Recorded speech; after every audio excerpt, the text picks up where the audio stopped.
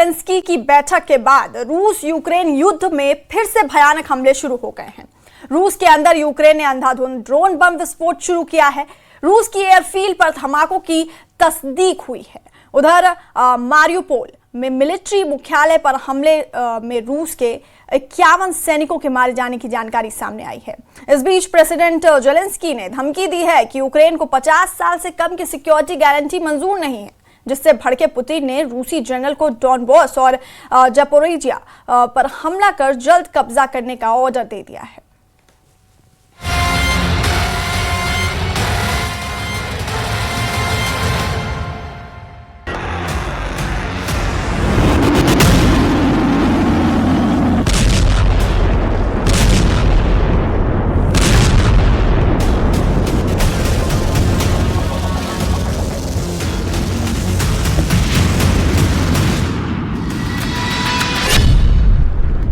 Trump Zelensky meeting के बाद Ukraine ने जलाया पुतिन का एयरबेस।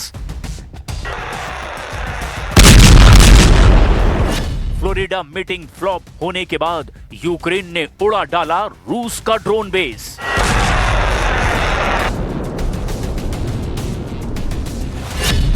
ट्रंप ने कहा, मैं नहीं लूंगा युद्ध खत्म होने की कोई गारंटी। युद्ध खत्म नहीं हो रहा, इसकी गारंटी यूक्रेन ने दे दी है।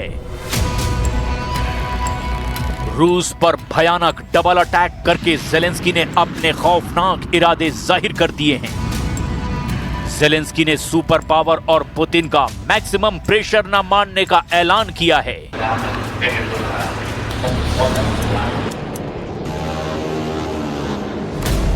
यूक्रेन अपनी जमीन के लिए आखिरी सांस तक जंग लड़ने को तैयार है। रूस में घुसकर नॉन स्टॉप हमले शुरू करके यूरोप के हथियार से जंग जीतेंगे ज़ेलेंस्की। रूस के न्यूज आउटलेट एक्स्ट्रा के मुताबिक रूस के माइकोप में खानस्काया मिलिट्री एयरफील्ड पर भयानक हमला हुआ है। गोलाबारी में दक्षिण पश्चिमी रूस के कॉकेशस पहाड़ों के बीच में बने खानस्काया मिलिट्री एयरफील्ड को भारी नुकसान पहुंचाया गया। यहां से रूस एयरक्राफ्ट में फ्यूल भरने और यूक्रेनी डिफेंस फोर्स पर मिसाइल और बम हमले करता है। खानस्काया बेस पर जान माल के नुकसान की जानकारी अब तक सामने नहीं आई, मगर 26 दिसंबर को यूक्रेन ने मारियुपोल में जो हमला किया, उसके नए अपडेट ने पुतिन का खून खौला दिया है। रूस ने बताया कि मारियुपोल हमले में उसके 15 सैनिक मारे गए। रूस की 14वीं GRU ब्रिगेड के मुख्यालय पर हुए हमले में 76 से ज्यादा सैनिकों के घायल होने की पुष्टि हुई है। मारियुपोल हमले के बाद से रूस की सेना बौखलाई हुई है। पुतिन का दिमाग ट्रंप ज़ेलेंस्की फ्लोरिडा मीटिंग से भी बहुत ज्यादा खराब हो गया है, क्योंकि जब ट्रंप ज़ेलेंस्की से पुतिन के बारे में कुछ कह रहे थे, तब ज़ेलेंस्की उन बातों को हंसी में उड़ा रहे थे। Russia wants to see Ukraine succeed. Once it sounds a little strange, but I was explaining to the president. रूस के बारूदी प्रहार से यूक्रेन को बचाने की ट्रंप की कोशिश कितनी गंभीर है, ये उसका ट्रेलर भर है। ट्रंप ज़ेलेंस्की से कमाल की बैठक के बाद जो दावे किए, उस पर ज़ेलेंस्की को भी यकीन नहीं हुआ। ट्रंप का दावा और ज़ेलेंस्की का मुस्कुराना हकीकत बयां कर रहा है। President Putin was very generous in his feeling toward Ukraine succeeding, including supplying energy, electricity and other things at very low prices. दुनिया के सबसे भयानक युद्ध को खत्म कराने का ट्रंप का प्लान एक बार फिर से फेल होता दिखाई दे रहा है।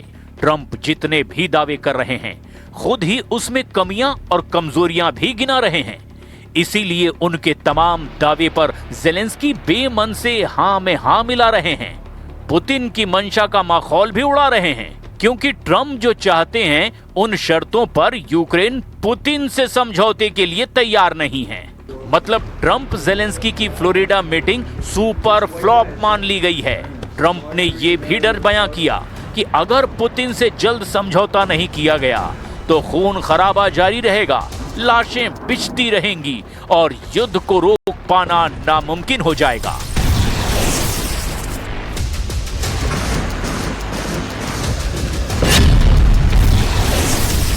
I know you sound an optimistic note here, but what happens in a few weeks if things sputter? What are you prepared to do? They keep fighting, and they keep dying. No good. But if things don't happen, they keep fighting, and they keep dying. फैसला अब Putin को करना है कि वो कब तक सब्र रख पाते हैं, क्योंकि अमेरिका जिस असमंजस में है उसका अनुमान शायद ही पुतिन लगा पाए हों। ट्रंप ने दावा किया कि जेलेंस्की और पुतिन ने समझौते की 95% शर्तें मान ली है। ट्रंप ने दावा किया कि जेलेंस्की से मीटिंग और पुतिन से फोन पर बात करके उन्होंने युद्ध समझौते को फाइनल स्टेज पर लाने की तैयारी कर ली है। तब फिर फ्लोरिडा के मारे लागो में ट्रंप जेलेंस्की की मीटिंग फुस क्यों साबित हुई? ये सस्पेंस प्रेसिडेंट ट्रंप ने खुद बनाया है। उन्होंने रूस यूक्रेन समझौते के सबसे अहम कड़ी माने जा रहे डॉनबास रीजन पर गोलमोल बातें की है। ट्रंप से जब साफ साफ डॉनबास को लेकर सवाल पूछे गए तब उन्होंने जो कुछ कहा वो किसी के गले नहीं उतर रहा। Have you agreed on the so-called free trade zone on Donbass? How to separate the sites? How to make the separation line? Who will be responsible? The word agreed is too strong. I would say not agreed, but we're getting closer to an agreement on that, and that's a big issue. Certainly, that's one of the big issues. Donbas पर Putin किसी भी तरह की रियायत देने के लिए तैयार नहीं है। पुतिन को हर कीमत पर डॉनबास चाहिए, क्योंकि इसे बफर जोन बनाकर वो क्राइमिया तक सेफ रूट बनाना चाहते हैं। जैसे ही पुतिन के पास डॉनबास का कंट्रोल आता है, यूरोप के उनके दुश्मनों की हालत खराब होनी तय है। डॉनबास पर पुतिन का कब्जा होते ही बाल्टिक देश रूस के निशाने पर आ जाएंगे। इसीलिए यूक्रेन में लोग ये मान रहे हैं कि पुतिन को डॉनबास देने पर भी युद्ध खत्म होने की उम्मीद नहीं की जा सकती। Переговори потрібно і домовлятися, розмовляти потрібно, особливо з нашими партнерами. Але чи змінить одна зустріч хід війни? На жаль, ні. Ми бачимо свого ворога, ми знаємо, що його розмови не зупиняють. Зупиняє тільки сила, і цю силу на зараз надають саме наші військові. Тому ці розмови навряд чи зможуть зупинити. जेलेंस्की के सामने मजबूरी है कि वो चाहकर भी सरेंडर नहीं कर सकते, क्योंकि ऐसा करना उनके खुद के लिए खतरा पैदा कर सकता है। मोर्चों पर चल रही लड़ाई बता रही है कि यूक्रेन की सेना सरेंडर करने के मूड में नहीं है, और यही यूक्रेन की जनता भी चाहती है। ऐसा कुछ पोल रिजल्ट भी दावा कर रहे हैं।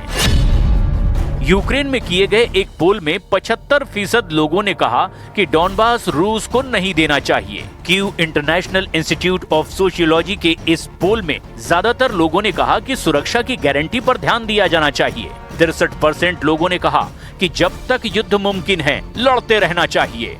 हालांकि दूसरा सच ये भी है कि यूक्रेन को लड़ने के लिए सैनिक नहीं मिल रहे हैं। जेलेंस्की का युद्ध बहुत ही मुश्किल दौर से गुजर रहा है, इसमें कोई शक नहीं।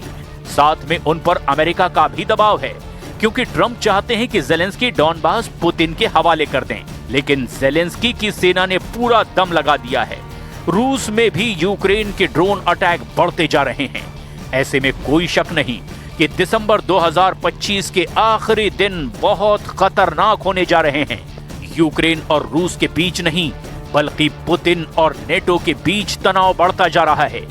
यही वजह है कि ट्रंप भी घबराए हुए हैं, क्योंकि ना जेलेंस्की झुक रहे हैं, ना पुतिन नरम पड़ रहे हैं। ऐसे में नए साल से पहले पुतिन ने महाविनाश के हथियारों का इस्तेमाल शुरू कर दिया तो तीसरा विश्व युद्ध शुरू हो सकता है, जिसका नतीजा कई मुल्कों की तबाही के बाद ही निकलेगा।